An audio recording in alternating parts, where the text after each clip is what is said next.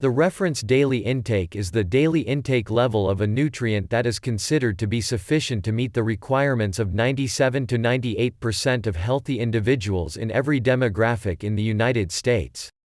While developed for the U.S. population, it has been adopted by other countries, though not universally. The RDI is used to determine the daily value of foods, which is printed on nutrition facts labels in the United States and Canada, and is regulated by the Food and Drug Administration and Health Canada. The labels high, rich in, or excellent source of may be used for a food if it contains 20% or more of the RDI.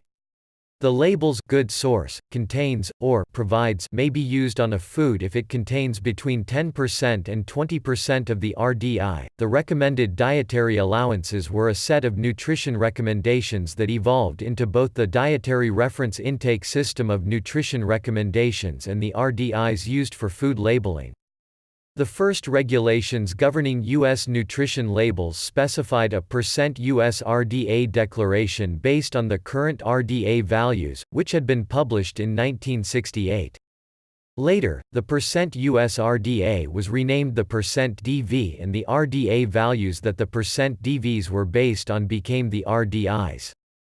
The RDAs were regularly revised to reflect the latest scientific information, but although the nutrition labeling regulations were occasionally updated, the existing RDI values were not changed, so that until 2016 many of the DVs used on nutrition facts labels were still based on the outdated RDAs from 1968.